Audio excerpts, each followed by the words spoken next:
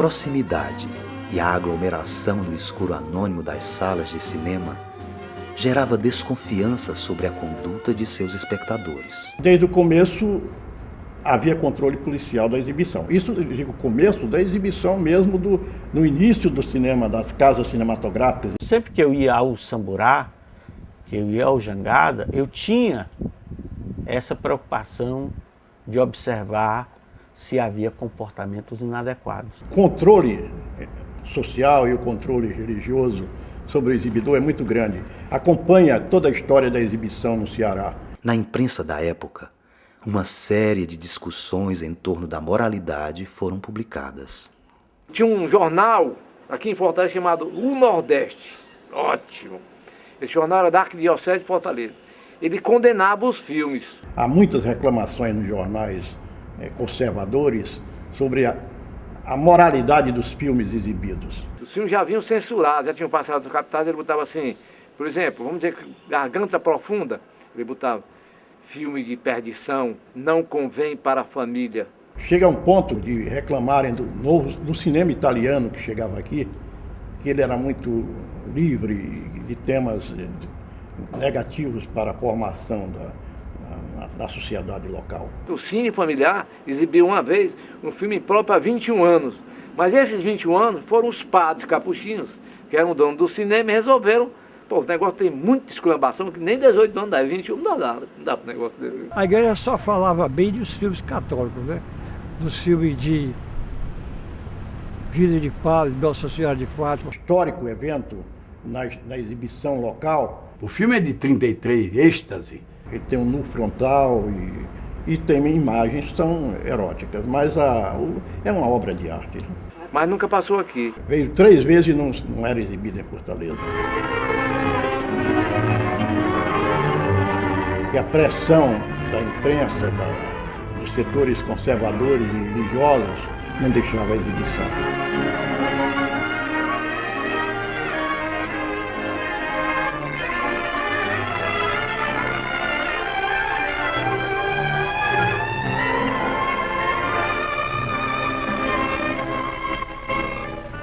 Foi o primeiro filme brasileiro que mostra a cena, acho que é da Norma Bengel, não é verdade? Que mostra uma cena dela nua na praia.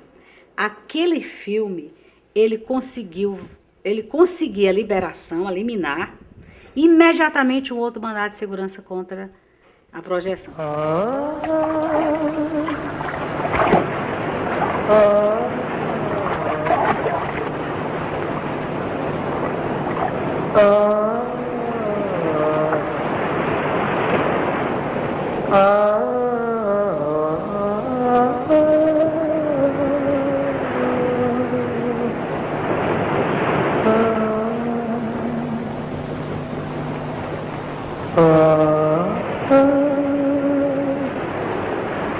A partir dos anos 30, surgem os chamados filmes científicos.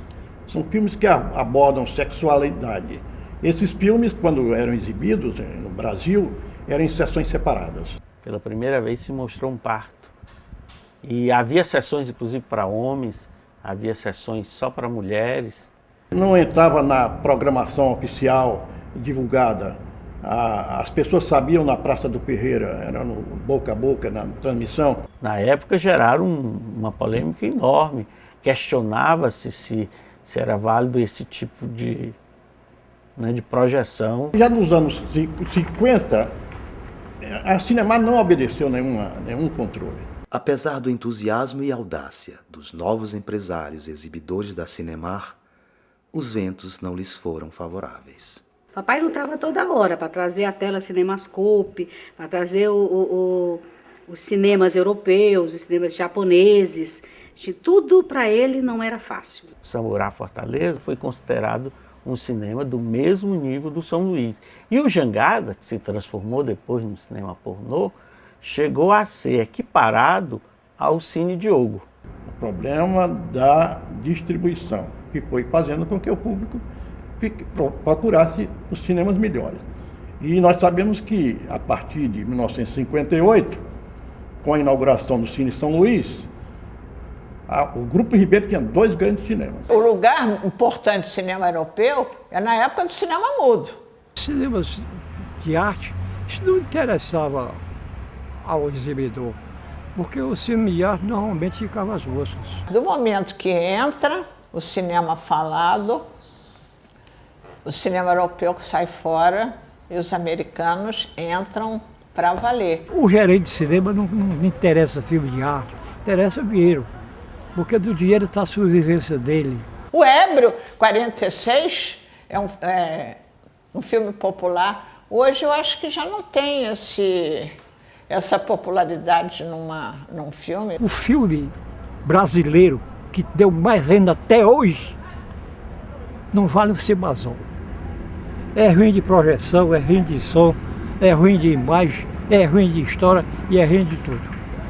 Mas ninguém bateu ele em recorde de bilheteria. Sabe como é o nome? Coração Materno.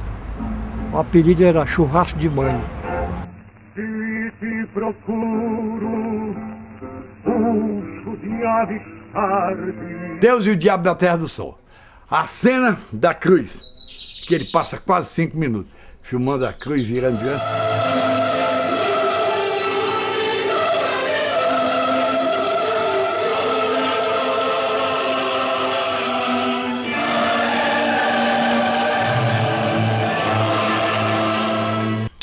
Casais se levantaram e saíram. O 16º fui eu e Dovina. Laurência da Arábia, você se lembra desse filme? Esse filme era ruim. Tinha uma ocasião que o cara perdia um companheiro no deserto e ele voltava mais de 20 minutos para achar esse companheiro.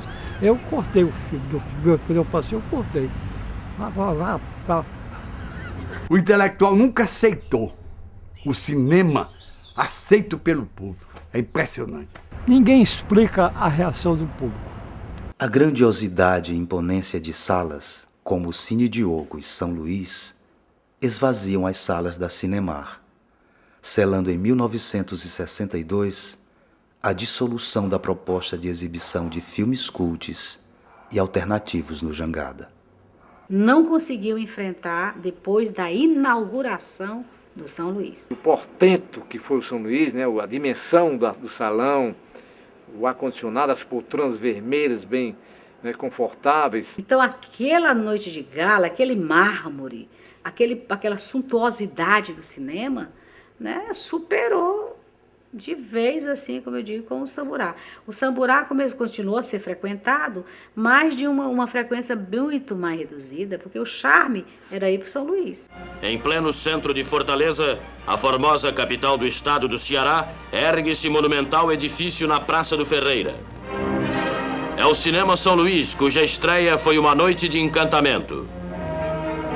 Centenas de convidados especiais estiveram presentes na inauguração do mais moderno e luxuoso cinema do norte do país. Milhares de pessoas se aglomeravam, desejosas de assistir ao desfile de modas e elegância que caracterizou esse espetáculo inédito na existência da cidade de Fortaleza. O Dr. Amadeu Barleal chegou num ponto que ele resolveu vender para a empresa Ribeiro. E antes de vender, eles se associaram. O Ribeiro acoplou ao seu cinema o Samburá e o Jangada. Não poderia dar certo. Aquilo não teria condições de dar certo. Aquilo era apenas os estertores da Cinemar. A falta da produção de boa qualidade, ao acesso a esses distribuidores, deve ter sido o grande fator. Eu me lembro do dia que meu pai vendeu, ele não foi vender o cinema. Ele não teve coragem. E junto com isso, alguns problemas de caráter administrativo na gestão do negócio. Foi a obra em relação à qual ele mais se envolveu emocionalmente. De tal modo que, ao vender a Cinemar, ele perdeu o chão.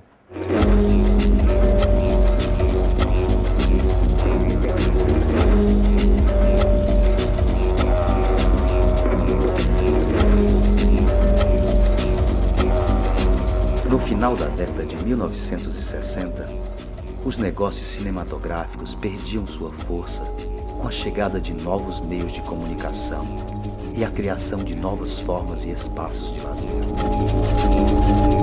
Nós já temos a Avenida Beira-Mar, com seus atrativos, a diversificação dos esportes. As despesas de uma empresa cinematográfica é muito grande.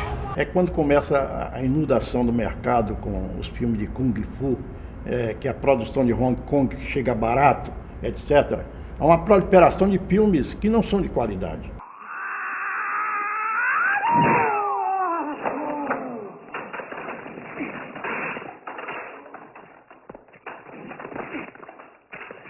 Eram filmes que na época tinham os seus, continuam tendo o seu grande público, é um nicho muito forte, né?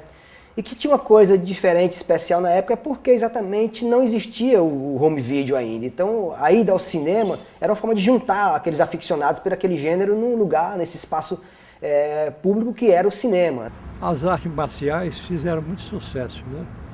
Como fizeram muito sucesso também os filmes de West, made italiano.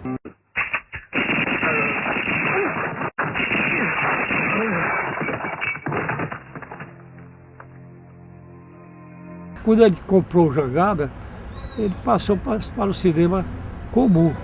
Columbia, Fox Film, Metro Goldwyn. Com a concorrência, a competição da televisão, o cinema apela para duas grandes bases, a violência e sexualidade. O Cine Jangada, para sobreviver, teve que entrar na era das porno-chanchadas. Chanchada, lugar de chancho, né? Ambiente de chancho, porco.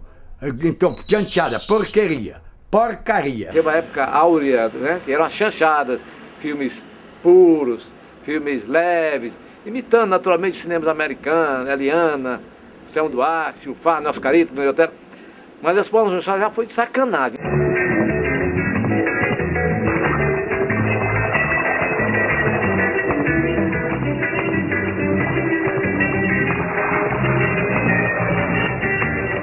Em sua nova fase, o Cine Jangada passou então a exibir filmes de bang bang, kung fu, chanchadas e filmes pornográficos. Estes últimos, ironicamente, viriam a se tornar uma espécie de prato de resistência no momento de declínio de grandes salas, como os cines Fortaleza, Diogo e São Luís.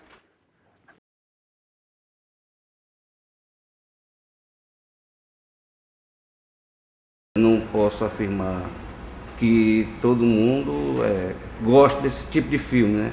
Mas 70% de nossa população de fortalezense gosta. A especialização definitiva do Cine Jangada em filmes pornográficos aconteceu em 1985. A geografia social das salas de cinema de Fortaleza ia se modificando na medida em que as salas migravam para os shoppings. No centro, a pornografia virava destino. O país estava sob o impacto de liberação do filme de sexo explícito. Então, dizer, onde exibir? E enquanto isso não foi decidido, aconteceu o quê? Aconteceu que qualquer cinema exibia. Diogo, no final da sua história, também já exibia alguns filmes considerados pornográficos. O São Luís nunca entrou. O Arte também, mais na frente, veio exibir também esse tipo de filme, mas Jangada era aquele que garantia essa exibição e esse gênero. Atrás da Porta Verde, aquele famoso da Garganta Profunda, né? Eu assisti no Diogo. Não é que eu sou, assim, não assisto, vocês vão pensar, não, esse cara é muito assistidor de filme pornô. Mas é porque na época você tinha que assistir esses filmes, porque o cinema, como não existia o home video, o cinema pornô ele tinha realmente o seu público fiel de cinema.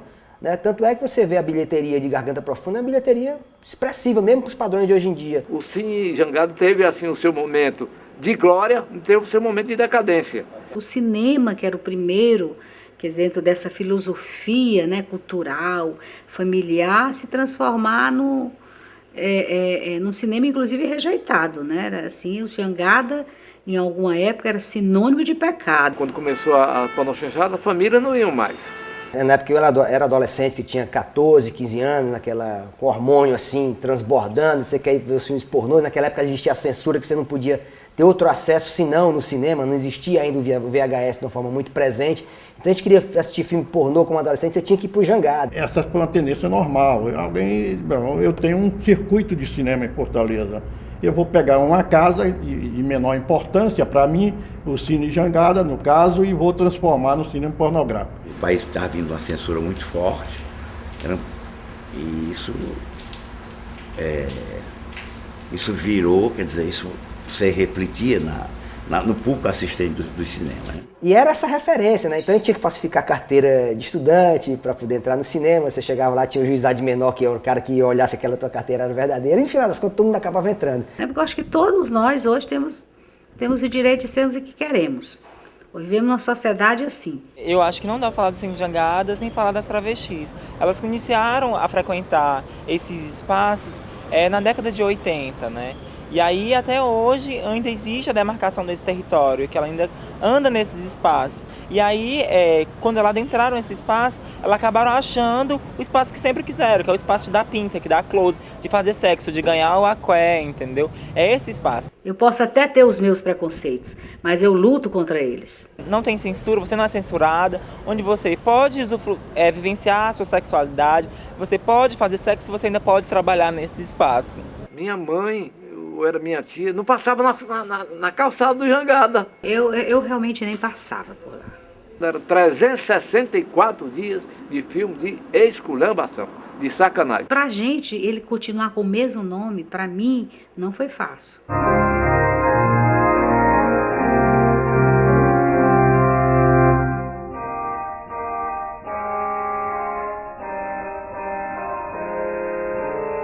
Mas ele reservava um dia do mês para passar o clássico Paixão de Cristo, filme mudo. Por quê? Para limpar da tela, limpar do salão, toda a perdição, toda a orgia que existia ali. Esse filme é um fenômeno, porque ao longo das décadas, ele talvez tenha sido a maior bilheteria de cinema no Brasil. Quando exibido, não é constante, porque só era exibido na Semana Santa. Chegou no ponto que não estava mais dando lucro, porque o cinema pornográfico acaba. Ali aquele cinema, que eu conheci de outro jeito, né?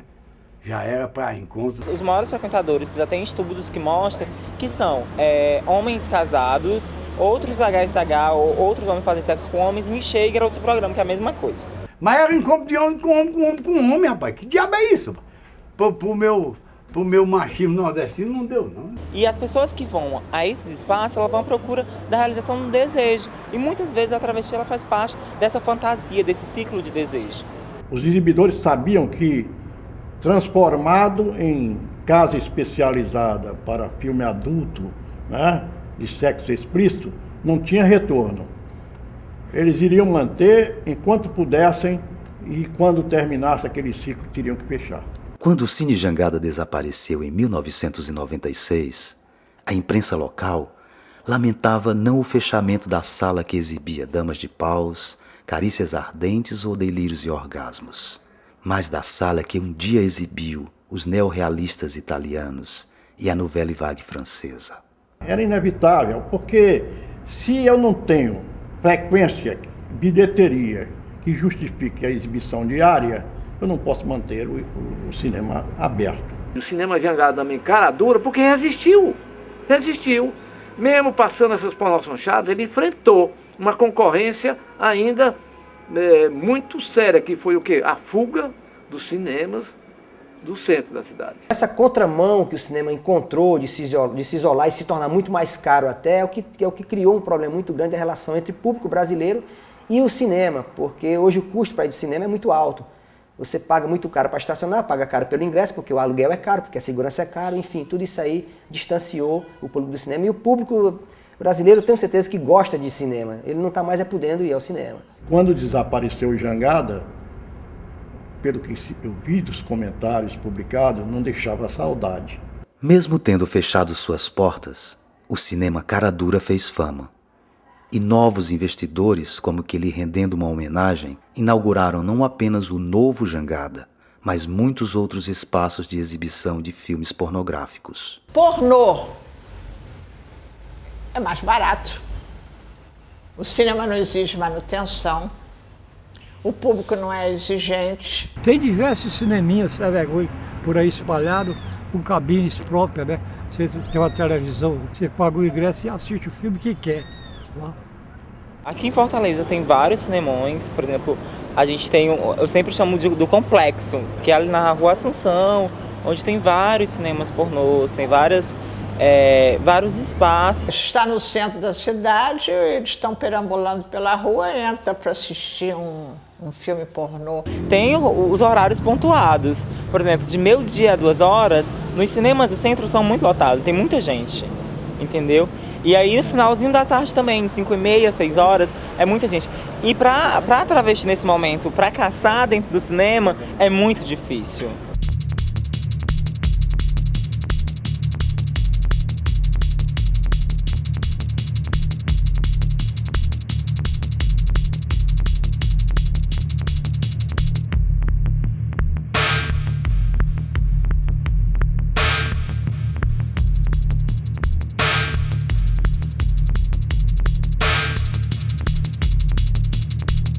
Nós abrimos 10h30 até as 8h30, temos 5 funcionários, com 219 cadeiras. Diariamente nós passamos 6 filmes, 3 embaixo e 3 em cima. Só filme pornô. E nós temos segunda sala, você quer relaxar um pouco, você vem do trabalho, é estressado, nós temos locais para você relaxar. 70% dos nossos clientes não gostam muito assim de filme americano, prefere brasileiro. Os homens são normais, tem deles que é homossexual, mas nem todos. Não, as mulheres são mais resguardadas, elas têm curiosidade de ver, ou com a companheira, ou sozinha. Mulher que não paga, são poucas, são mais ou menos uns 10%. Dia a dia aparece novidade, aparece cara que quer paquerar com a gente, convites, a gente vê, às vezes eles se masturbando. A gente passa, fica no da gente.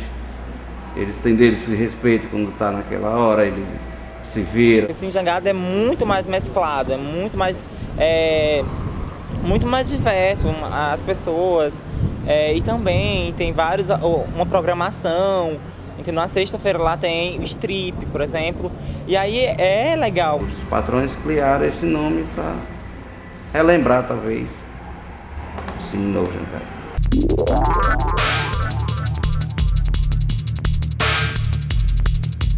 Na época que parou o cinema brasileiro, na época do Collor, o que aguentou o cinema brasileiro, o emprego dos técnicos, foi o cinema pornô. Eu acho que é válido, é uma maneira de se ganhar dinheiro, de se manter a estrutura do cinema, sem recursos federais, sem auxílio, o produtor tem que se defender de qualquer maneira.